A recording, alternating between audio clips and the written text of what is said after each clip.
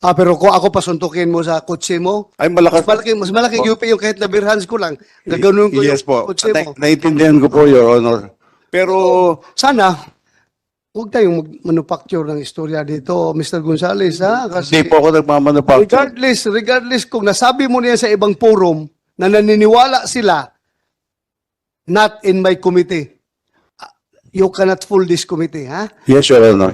Very clear yung nakikita doon sa picture na wala siyang gloves. Yun nga ho ang problema ko. At the time of the incident po, magkaharap po kami. Nung sinuntok po niya, harap po ako. Malapit po ako sa kanya, sa distansya niya. Kaya kitang-kita ko po, nakagloves po siya.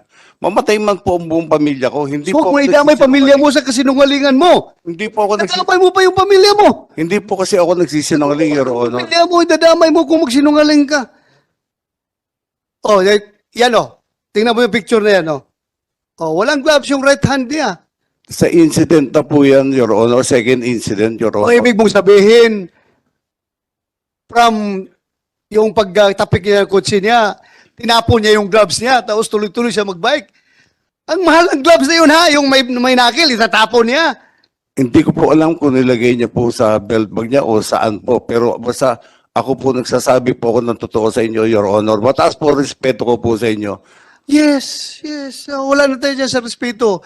Ako rin, nagrespeto rin ako sa'yo. Kapwa tao kita. Nagrespeto ako sa aking kapwa. Pero kung halata naman masyado na nagsisinungaling ka dito, I cannot out of respect to this committee, hindi ko rin tatanggapin yung sinasabi mo. Hindi rin ako maniniwala talaga. Sige lang, continue. Anyway, after that, please. Tapos po, sumakay po ako sa kotse ko, hinabol ko po sana siya.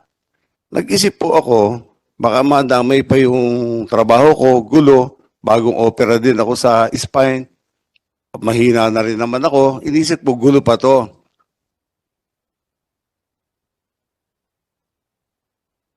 May tumabi po sa aking kotse, bukas po kasi yung bintana ako dahil hinahanap ko kung saan siya nagpuntang way, kung E-Road o Quezon Avenue.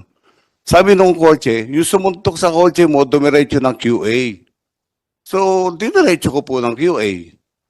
Kung makikita niyo po yung CCTV ng barangay po, yung kinuha namin ng mga pulis, at kasama po si Mr. Banjola, kung makikita niyo po, hindi po cut na style ng pulis po yung ginagawa ko. Dahan-dahan po akong kumakanan, pinapatabi ko po siya.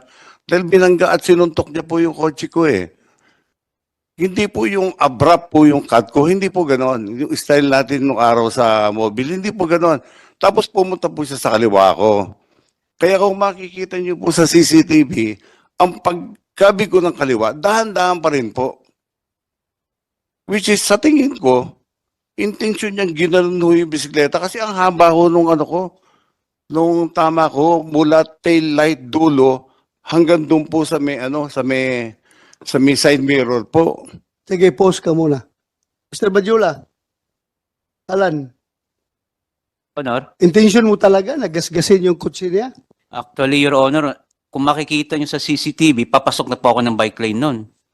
So, pagpasok ko po ng bike lane, pumasok po si Ginoong Willie Gonzales, pag-cut niya po ng ganyan, syempre, pabuelo na po, pababa po hanggang ditwason yun. So, hindi ko na po maiwasan sumalpok dun sa kotse niya. Kaya nagasgasan ko po yung kotse niya. Ipa-play nga natin. Please, i-play the video. Senator JB, please take over. Sandali.